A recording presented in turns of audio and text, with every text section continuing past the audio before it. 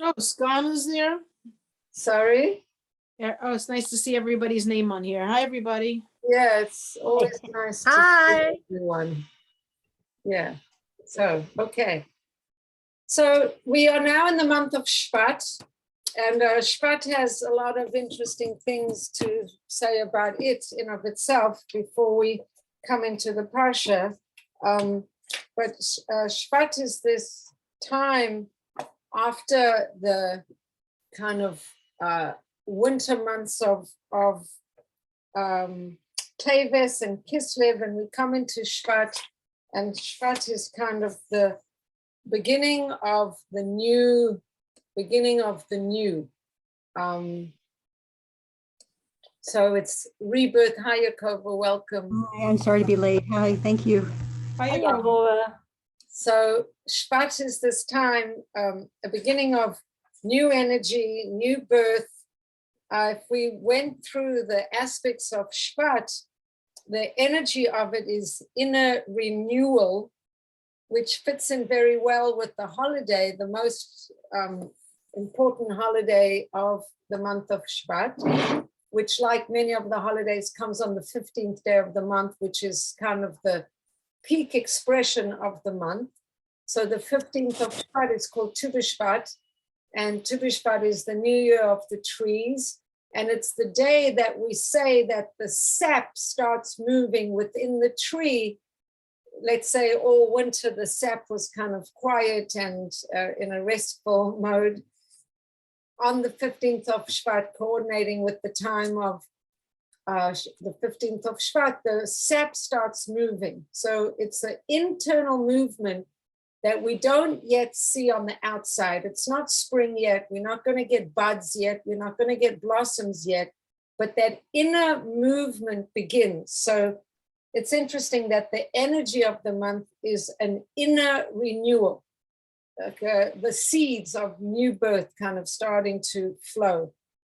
The area of healing for Shvat, which also fits in with the holiday of Tu B'Shvat, is eating. And many people who do a Tu B'Shvat Seder, which I usually do, but I have a grandchild, please God, who's meant to be born right about that time. I'm a little bit nervous to set up a big thing for Tu B'Shvat because I might be on grandmother duty. But the area of healing is eating.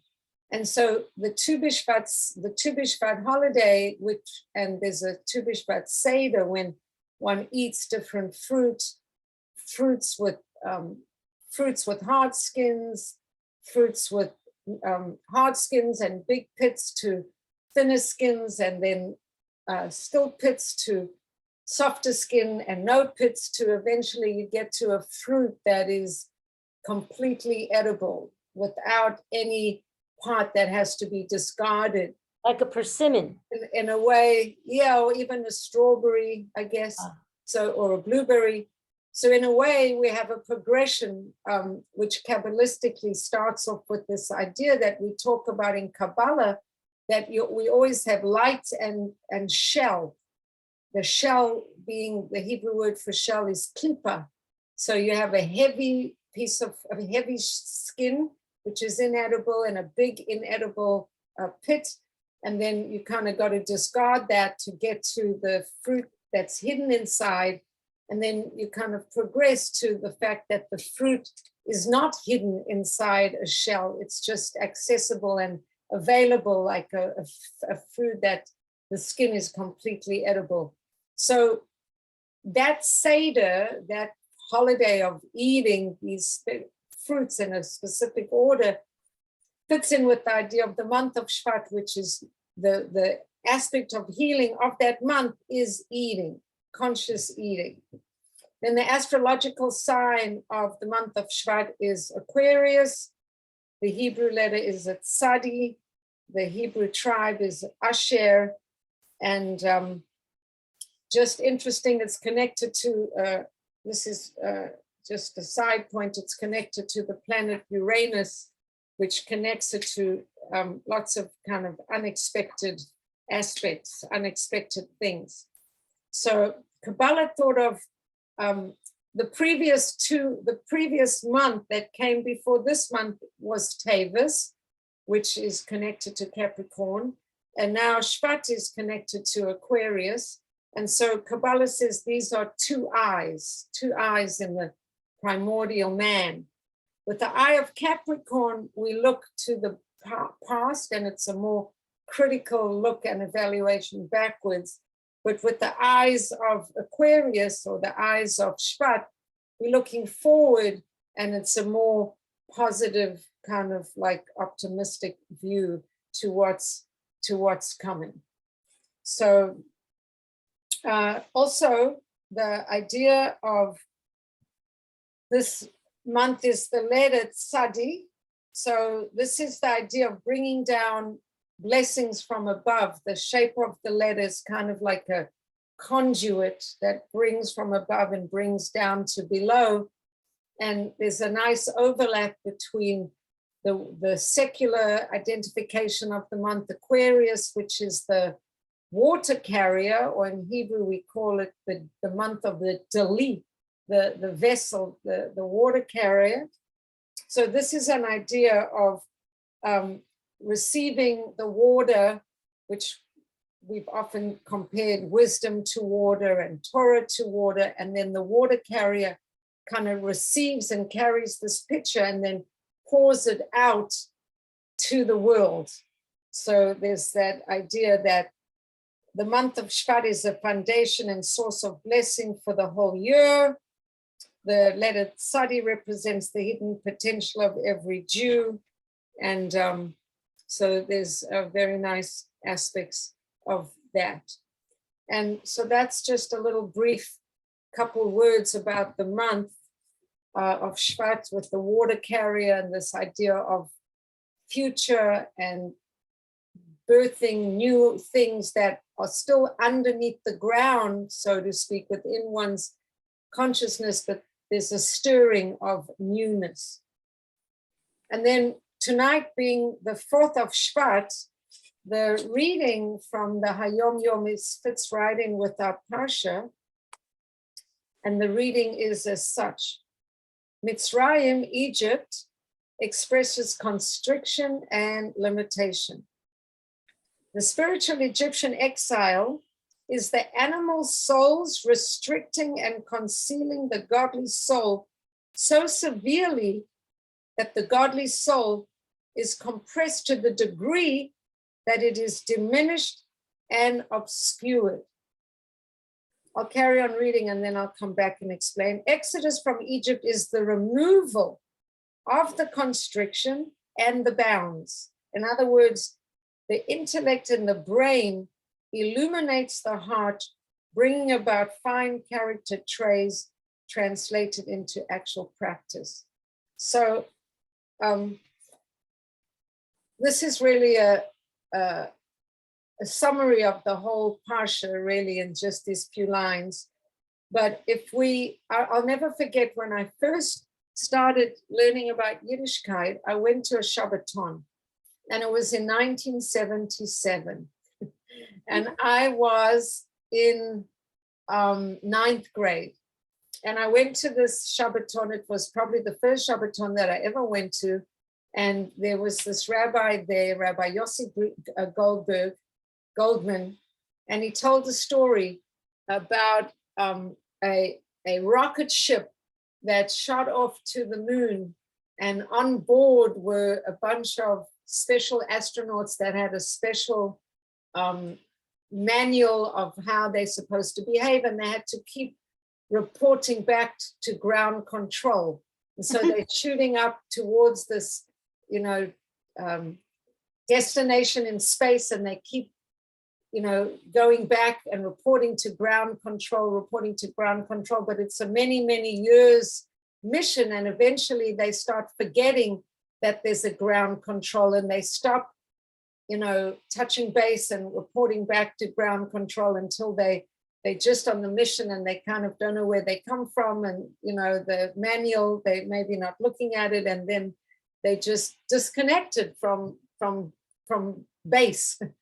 And I remember listening to the story, and I was very impressed with the story. So when I read this and I read about the idea that the spiritual Egyptian exile is the animal soul concealing the godly soul so severely that the godly soul is compressed to the degree that it's diminished and obscured. In other words, the worldliness and the rational thinking and the science and the medicine and for what was in Egypt, whatever was the isms of that time, mathematics, and they had their own stuff. Whatever it was, it so overwhelms the psyche that the psyche can't stay connected anymore to the soul. And that's the definition of exile, when you can't maintain your connection to soul. So the connection to the godly soul is so compressed to the degree that it's diminished and even obscured. You can't even see it anymore. So another private or personal sharing is when I went to Neve, and I think Susan also is an alumnus of Neve. I remember Mrs. Heller, Tzipora Heller, who was my teacher, who I wanted to grow up and be like one day. I think she was talking about a light. I think you are a lot like her. Well, I said myself, Alavai, that should be, amazing. But I said myself, I want to teach like her. I want to, I'm just like a teeny tiny. She's really incredibly knowledgeable, but that was she was my mentor. So I remember this idea from Neve of a light bulb, and a light bulb is giving out light, and it's always giving out light. But if we wrap the light bulb in a scarf or a tichel or a blanket, so then the light bulb can't give out light anymore. And we think that the light bulb is diminished, but it's really not. It's just that it's covered, and it's covered with all this overlap, whether it's dust, whether it's a blanket, whether it's a scarf, whether it's, whatever it is. But the light bulb is still shining. But if we have so much schmutz on top of the light bulb, we can't even see the light bulb. We lose connection to the fact that it's even there at all.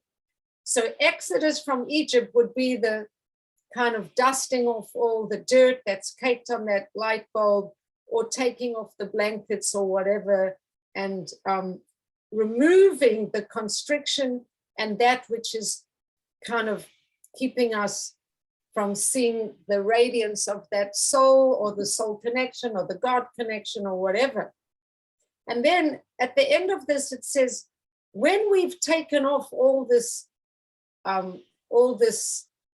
layering that obfuscates, what's that word? Obfuscates, Yaakov, obfuscates, covers, obfuscates, is that a good obfuscate?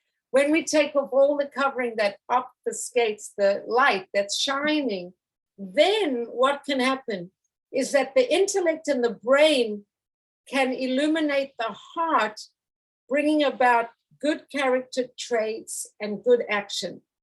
Now, this connection between the brain and the heart becomes really important, because even if you don't have an extensive background in anatomy, you see that from the brain going down to the heart is a narrow pathway. And this narrow pathway is the neck. And it's very interesting, because in the story of Egypt and the story of going out of Egypt, the neck plays a very important role. And it starts off with the fact that the Hebrew word for neck is oref. And the way you spell oref is Aleph, Resh, Pei. And does anyone know, if we scramble those letters, Aleph, Resh, Pei, and we would write it backwards, for example, Pei, Resh, Aleph, what do we get? Well, in English, it's hero. Well, in English, it's hero. But It doesn't count. I need it in Pei Resh Aleph. Sorry, Pei Resh Aleph. Ra, Pa, pa, ra, or paro, paro, Oh, Paro. paro. So actually, this whole thing, and Rabbi Nachman talks about it very specifically, talks about the three pipes that go down the neck, and he compares it to the butcher and the baker. And, you know, he's got a person identified with each of these three parts in the neck, the trachea, the esophagus, and the windpipe. Is the windpipe the trachea? I thought that was the trachea. Oh, so there's the trachea, the esophagus, and I don't know if there's another. What about the food? Food doesn't go That's through the esophagus. go through. So maybe there's two, because there's the baker and the butcher, but the neck is paro at the back. The back of the neck is paro, and then it turns out that in a way the front of the neck is Moshe Rabbeinu, and the whole point is to connect this flow of inspiration and heart. So Paro and the whole exile of Egypt is sort of trying to keep that flow from happening.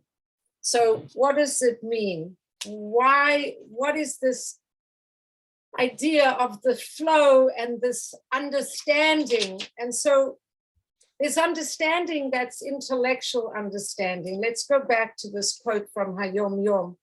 Exodus from Egypt is the removal of the constriction and the bounds. The intellect and the brain needs to illuminate the heart so that the person can have the right character midot, character traits, and the right action. So first you have to have kind of inspired conscious awareness in your head, and it's got to go down and affect your emotions and your actions. So if we look at the Parsha and we look at what's going on in the Parsha, let's just talk about the Parsha to begin with so that we give it a little outline so that nobody's lost about what happens.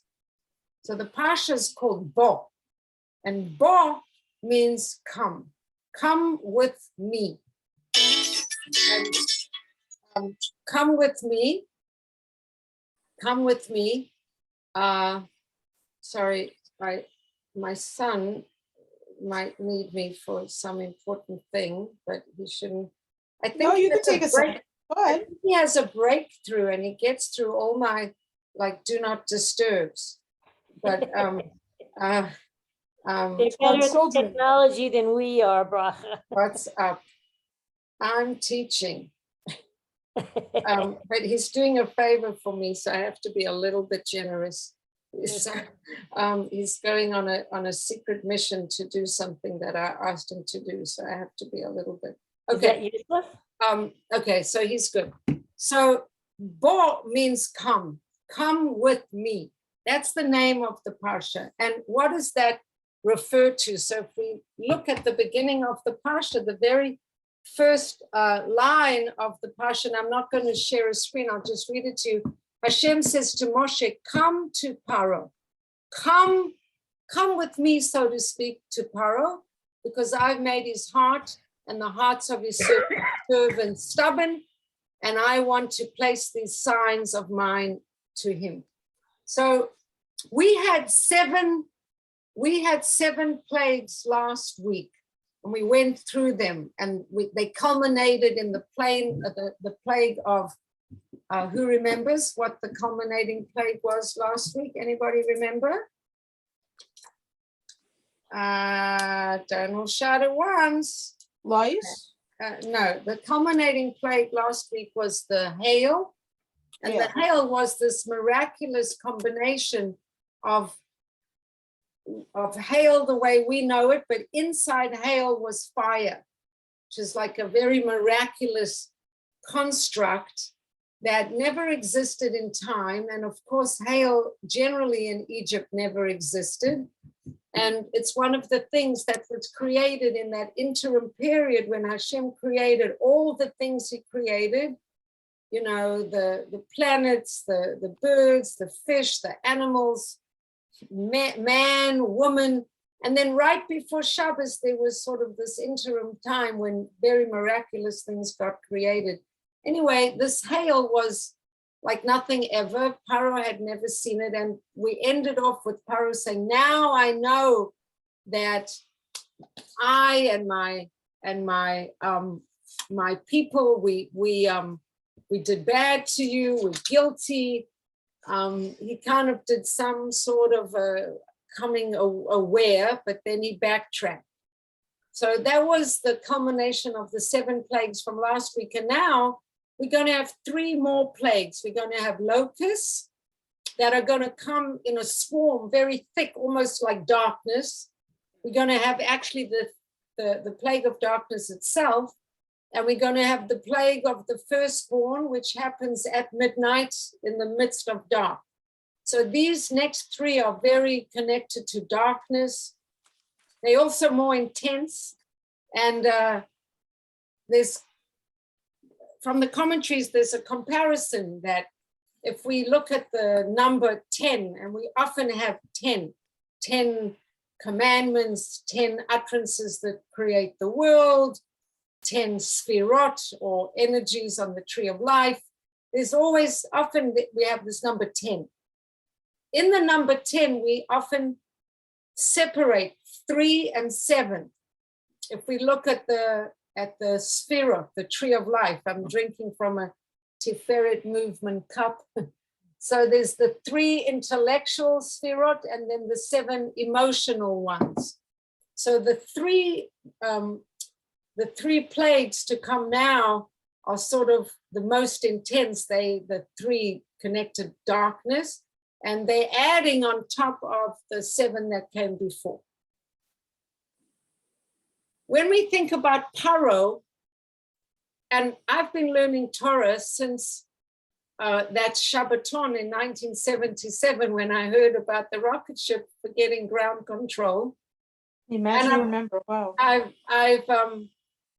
remember the dining room, and I remember my feelings being in the dining room. I have quite a vivid, it was made a big impression. I think it was the first Shabbos I ever spent. And we think about Paro almost, I know that I have thought about Paro almost as a caricature. And the idea that God hardened his heart, and he's this Egyptian king dressed in, the way we have these pictures in our mind from the Haggadah. But really, Paro comes from a very high spiritual source. I was learning, I think it was in the Zohar, which I definitely don't know how to learn and can understand very little of it, but I have some parts of it translated into English, and I didn't understand 99% of it. But one little part that I did understand is that Paro's soul even comes from a higher part, a higher place than Moshe's soul. So Paro was a very powerful spiritual energy. And when we talk about Queen Esther, and we did talk, we're going to talk about Queen Esther around the story of Purim.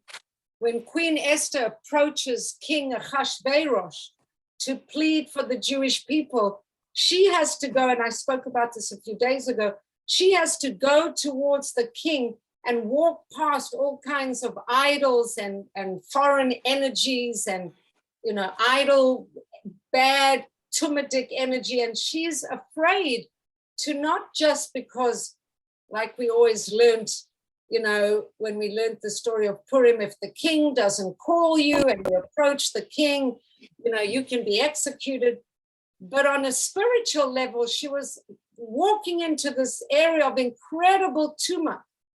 And we speak about in the story of Purim that coming to King Ahasuerus was kind of like Esther coming to the king God. And she's fast for 3 days, and it's a big spiritual thing that she's coming and approaching this representation of evil and darkness, etc. Now, Hashem wants Moshe to go and approach Paro. And it's not just Paro the caricature, but it's Paro representing huge forces of spirituality in a bad way. everything opposite to what God stands for. God stands for giving and kindness and light and the light bulb and illumination. And we spoke last week when we spoke about Aaron throwing down his stick and it became a snake, the difference, and then it becomes a stick again. And then as a stick, it eats up all the snakes of the Egyptian magicians. And that stick represents godliness in the world. It comes down from above and it comes down in a straight way, and godliness revealed in the physical world. Those snakes are kind of connected to the energy of Egypt, lots of concealment and darkness and kind of evil forces and dark forces. And then with that miraculous factor, when it goes back to a stick, to this direct line of God bringing his energy into the world, the stick eats up all the snakes, not as a snake, but when it goes back to being a stick. So the point of this week's Parsha, with it being called Bo, which means Hashem says to Moshe, come, not go to Paro, but come with me to Paro. So you're going to be entering and facing this persona who, yes, Moshe's gone before and he's done already 7 plagues. And yes, it's true, but now the plagues are getting more intense and the whole story is getting kind of intensifying. And Hashem says, I will come with you. I will be there with you. You don't have to be afraid. So what is the whole point of all of these plagues? So we spoke about it last week. Remember, we said this quote from Ezekiel, who says about Paro, and he says about the spirituality of Paro. Ezekiel says, Hashem says, behold, I am against you, Paro, king of Egypt, the great dragon or the great monster or the great snake. I think the Hebrew word is talim. Could be a monster, it could be a dragon, or it could be a snake, the same snake from Gan Eden snake. We have a snake kind of imagery coming all returning. This great dragon monster snake that lies in the middle of the river, that it said, my river is my own and I have made it for myself. So this klippa, this energy of Paro is me, myself, I. Me, myself, I. Me, myself, I. Who the heck is God? I don't know who God is. Why should I listen to God? I look in my book of all the gods of Egypt and I don't see anywhere a listing for God, Hashem. It doesn't exist. I don't know him. Why should I care? And then we're going to see that everything about the story of going out of Egypt is a fixing for what we know and what we don't know. Who we know, how we know, what we don't know, and what we deny. That is the whole story of it. In fact, the book of Exodus in Hebrew is called Shemot. Shmos. That's names. And remember last week Hashem said, I'm not going to be relating to it the name that I related to Abraham, Yitzchak, and Yaakov. That name was sort of about boundaries. Now I'm going to relate to it a different name. And this name is about not having boundaries in a way. I am, I was, I will be. And you're going to watch me turn every aspect of creation upside down on its head. And the whole point of it is knowledge. Now, we spoke last week already that there were 3 opinions. Who has to change their knowledge? We said the Rambam says the point of all the plagues was that the Mitzrayim should be punished. Then Sforno says, actually, the point of all the plagues was to show the universe, that the universe has a creator, and to bring the Egyptians to Tshuva, that they should know that God created the world. And then I said, the Rebbe says that the point of it all was that the Yidden should know that God created the world. So I want to share with you an essay from Rabbi Aryeh Trugman that is talking about this idea of knowledge, that how much of the idea of knowledge. So if we look at the word of knowledge, and I just want to talk a little bit about the word knowledge. Da'as is knowledge. Chochmah, bina, da'as. Say wisdom, understanding, and knowledge. But in Gan Eden, it says Adam knew Chava. So knowledge, this knowing, is a kind of intimate connection. So Hashem specifically states that the primary purpose of the plagues was to let the Egyptians and the Jews know that he was God.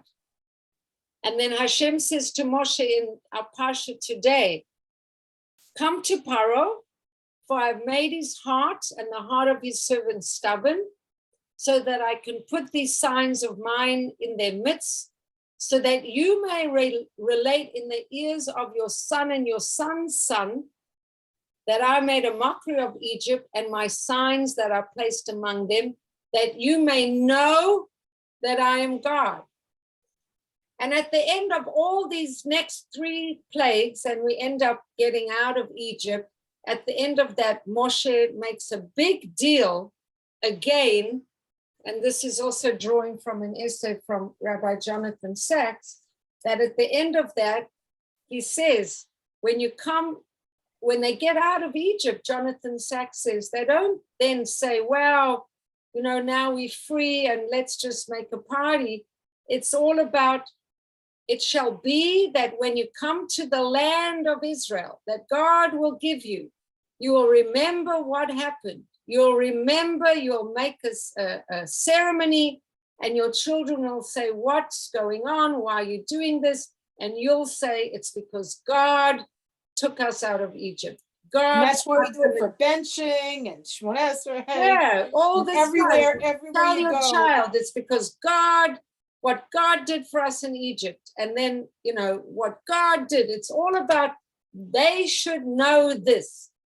So before I go to the Jonathan Sachs essay, which is very interesting about how important it is to know one's story and talking about that, just this idea of knowledge, that every time there's a plague, the introduction is Hashem saying, so that you will know that I am God, so that you'll know that there's none other like God, so that you'll know that I'm God in the midst of the earth. It's very strong and powerful, all this idea of knowing. And of course, when we start this whole story of the Jews leaving Egypt, we start off with the Paro, who didn't know Yosef, or he pretended not to know Yosef. So the Egyptian exile, now this is the kind of climax of this point. The Egyptian exile is associated with the exile of knowledge, the forgetting what's true, the forgetting what's real, the forgetting of truth. The Egyptian exile is associated with the exile of knowledge, which is rooted in the sin of Adam and Chava and their decision to eat from the tree of knowledge of good and evil. When they did so, knowledge fell. They got alienated from a clarity of thinking. They bought into false narratives, and then they made themselves very vulnerable to false narratives. The first false narrative was the snake telling them in the Garden of Eden, eat from this and you'll become like God and your life will be so great. And they ate from that, and it was very overwhelming information. They couldn't process the information that they got. They weren't ready for it. And it put them in a place where they couldn't relate correctly to good, to bad, with clarity. Knowledge became, that's why it's called the knowledge of good and evil. Knowing became much more complicated. And that's what we're still in now, right? We're still trying to figure out what is true, what is right. Right now in our world today, it's clearer than ever before that we're in an exile of knowledge. Who's right? Who's wrong? What can I trust? What can I not trust? Can I trust the newspapers? No, I can't. Can I trust the doctors? Well, most of the time I can't trust them either. You could, maybe you do, but I don't. Can I trust the government? Well, for sure not. Can I trust the school system? Well, not really so well. Who can I trust? What can I trust? Where is the truth? So this is interesting because now we are kind of mopping up this process that since Gan Eden, we are working to find clarity of knowledge. And in the Egyptian exile, what they were doing, knowledge fell, and with its diminishment, we got the first exile, the banishment from Gan Eden. In order for humanity to re-enter Gan Eden, it will have to rectify the aspect of knowledge that has fallen. So the Arizal reveals how the generations from Adam until Mitzrayim were all connected through reincarnations, struggling with the consequences of this diminished da'as. And so in the plagues, Hashem is trying to rectify this with trying to say, look, here I am, know me, see me, get me, I'm here, I'm turning the world upside down. The Jews' daunting task in Egypt was to rectify knowledge.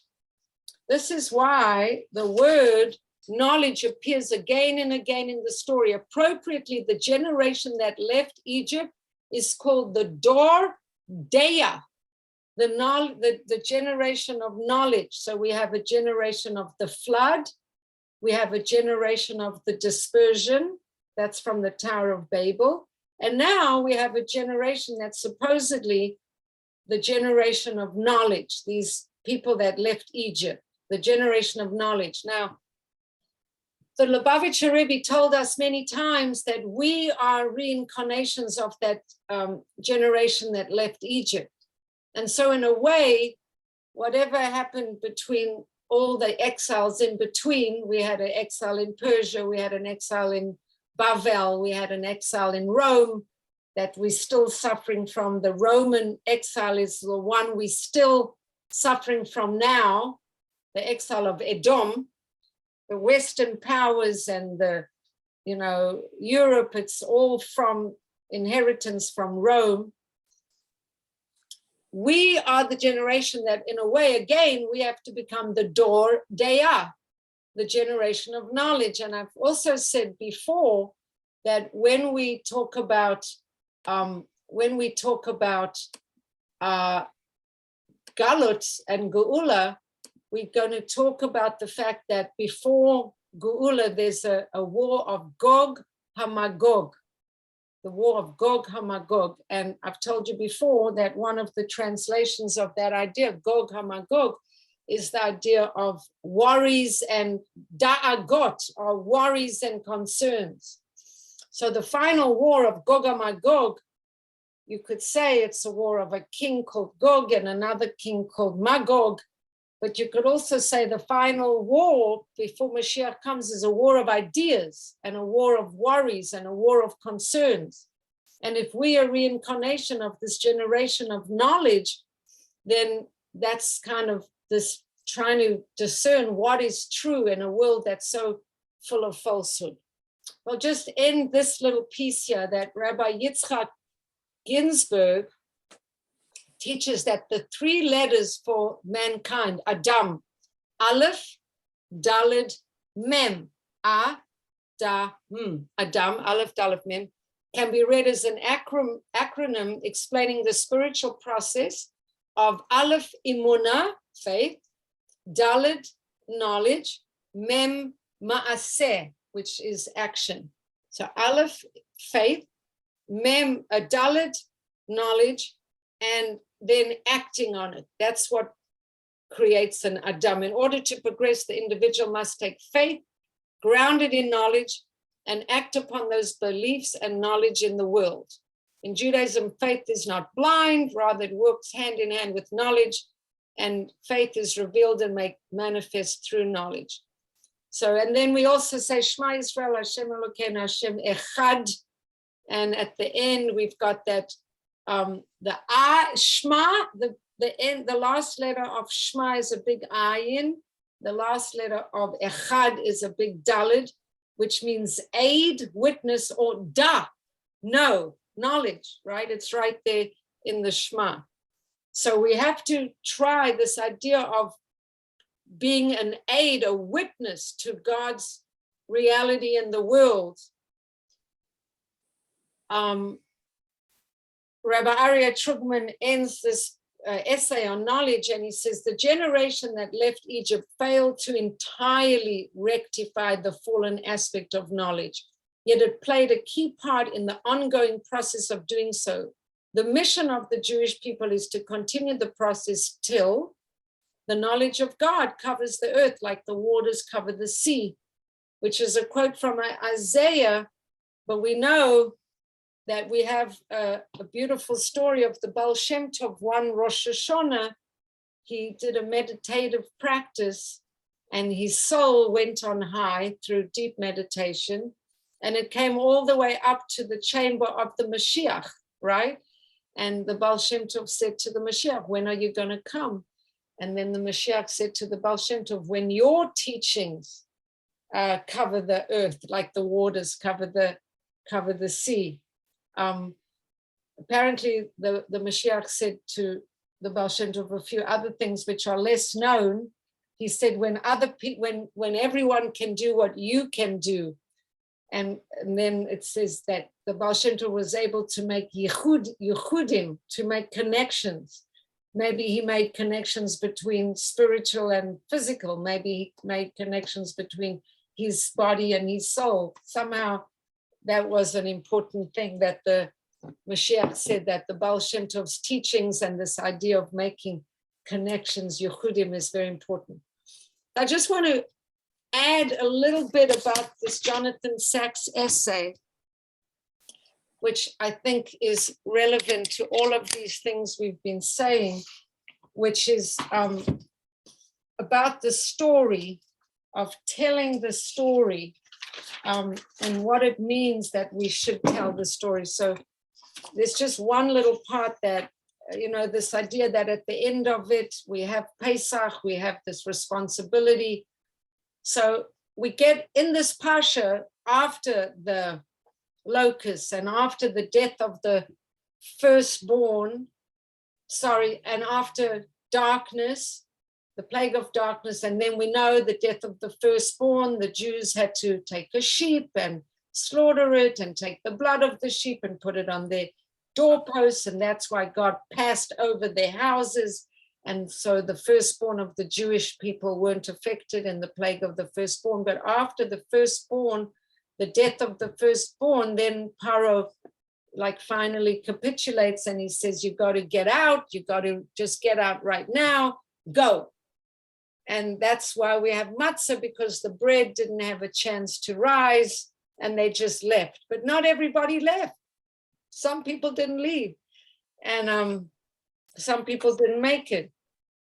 So one essay compared this idea of chometz, which is bread rising, with not taking opportunities when they present themselves. When you have an opportunity to do a mitzvah, don't over deliberate, and because then your bread is going to, your bread will rise. You'll have nice fluffy bread, but your train to get out of Egypt might have left already and the doors might be closed. You might not have a time. So one essay that I read stressed this part, that when an opportunity comes to do something good, grab it.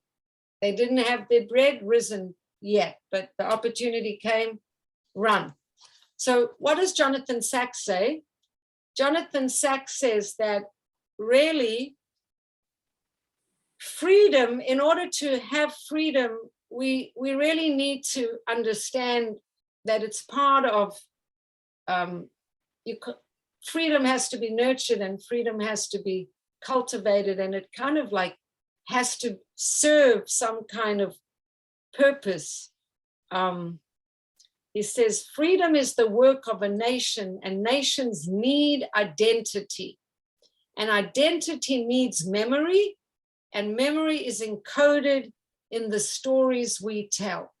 We should tell our stories. All this knowing of God is one thing, but then we need to tell our children and our children's children, because that gives us identity. And he's talking about the powerful link that comes from one generation to another, telling the stories. And these stories answer, he says, 3 fundamental questions. Who am I? Why am I here? And how should I live? And he says that it's good to have the answers. I am a member of the people who God rescued from slavery to freedom.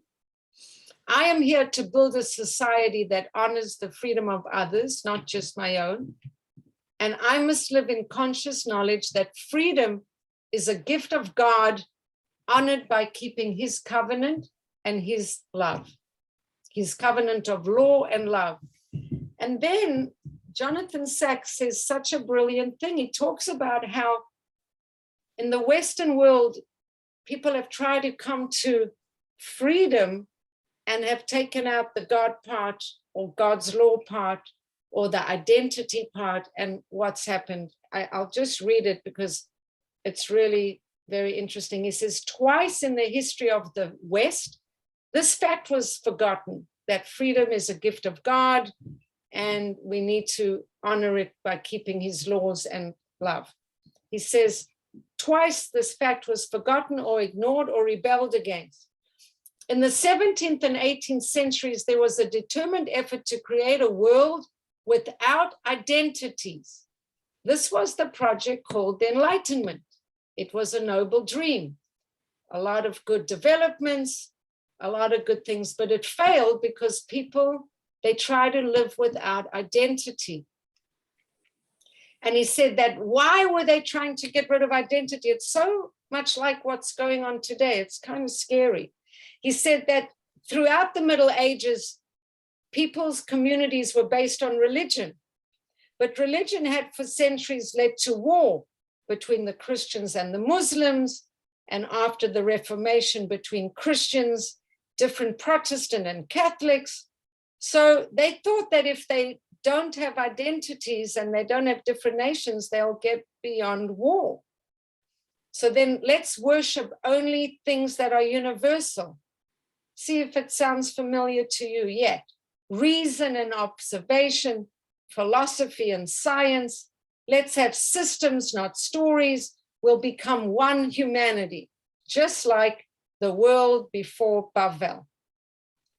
And Beethoven even put music in the last movement of the 9th Symphony, all men will be brothers.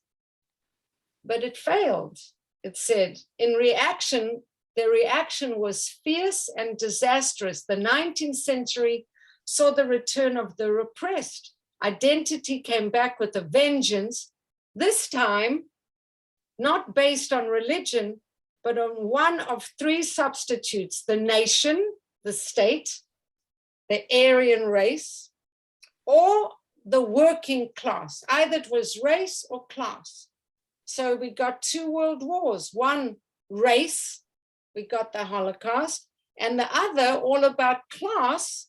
We got Stalin and the Gulag and the KGB and millions of people killed in the name of these false gods, because people need identity. You can't just take it all away and make us just no identity. So he says, for the past 50 years, the West has been engaged in a second attempt to abolish identity, this time in the opposite direction. Now, what the secular world worships is not the universal, but the individual, me, myself, and I. Morality, the thick code of shared values binding society together for the common good, has been dissolved. And now it's just whatever anyone feels like, as long as it doesn't hurt anybody else. And gender, which is another extreme of. I So don't even think he was. Well, he didn't pass away that long ago, but I wonder how much. yeah, well, he says identities have become masks we wear temporarily and without commitment. For large sections of society, marriage is an anachronism, parenthood is delayed or declined, communities a faceless crowd. We still have stories, and he mentions Harry Potter, Lord of the Rings, Star Wars, but they're just fictions and fantasies, escapism. But he says, what's going to happen is it will quickly become brutish, intolerant, and eventually degenerate into the politics of the mob. This is populism, the prelude to tyranny, which is kind of interesting that he's saying that, because I'm seeing all these things happening in front of my eyes. No religion, no God, no church, no prayer, plenty of tyranny. So he says, Rabbi Jonathan Sachs of blessed memory, today's hyper-individualism will not last. We are social animals. We cannot live without identities, families, communities, and collective responsibility, which means we cannot live without the stories that connect us to a past, a future, a larger group whose history and destiny we share. And the biblical insights still stand. To create and sustain a free society, we have to teach our children the story of how we achieved freedom and what its absence looks like and tastes like. The unleavened bread of affliction and the bitter herbs of slavery. Lose the story and eventually you'll lose your freedom.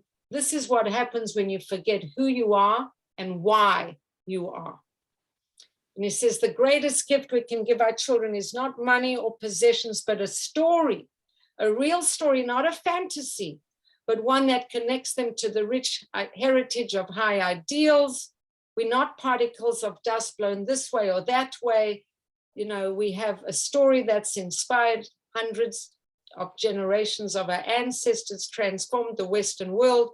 What you forget, you lose. The West is forgetting their story. We mustn't forget ours. And then he says, and this is the last thing, and with this I'll conclude, with the hindsight of 33 centuries, we can see how right Moshe was. A story told across the generations is the gift of an identity. And when you know who you are and why you are, you can navigate the wilderness of time with courage and confidence. He says that is a life-changing idea. This was this week's Parsha. Yeah. Yeah, the life-changing idea is know your own story, because a story told across the generations is a gift. When you know who you are and why, you can navigate the wilderness of time with courage and confidence. It may be one of his best. Well, he has many good ones. So yeah, I mean, I've read so many of them. Yeah, he has really many good ones, but I guess I was combining, this piece about knowledge and knowing from Aryeh Trugman with this idea of Jonathan Sachs about knowing one story and having an identity. And I mean, his analysis of history is very, we in very crucial times. We need to be awake. As I like to say, not woke, but awake. Right. Yeah, so if anyone has any comments or wants to share anything, any responses, I see Oksana joined in. Hi. I don't know what happened to Karina. She was here and then she disappeared. Or maybe she's not showing, because somehow my settings on my Zoom, if a person's camera isn't on, I don't see their name, but Karina might be there. Maybe. She's here. I see her. Oh, you see her. Oh, there she is. So Yeah. I somehow Hi, Karina. I need to change some setting on my Zoom, because I did something once that if a person's camera is turned off, I don't see that they're on the screen, but I need to change that back. If anyone knows how to do it, please tell me. I want to apologize. I have to go, but Oh yeah, show video. Yeah, really I beautiful. just fixed it. Anyway, thank you for listening. Any comments or questions or responses? I think people definitely loved Rabbi Sachs and thought he was Yeah, it amazing. was wonderful. I think in his death, his greatness and like almost like the prophet of the generation in many ways, it just came out even more. Yeah, I mean, his words, you know, when he brings it to a historical context and you see what he's saying happening before your eyes, you know, that's intense. Yeah. Wow. Anyway, have a good week. If Yeah, and anyone Mazel wants Tov to again. drive May all to the plans to go well. Brooklyn on Sunday, Thank you. we'd love to see Yes, you. Mazel Tov. Thank you. Thank you so much. Yeah. Thank you for the class, Bracha. Yeah. Yeah. Thank you for coming. Thank you for listening, and have a good Shabbos and be well and stay safe and strong. Amen. Thank you. Bye. Bye. Bye. And Karina, Bye. your father's neshama should have an aliyah.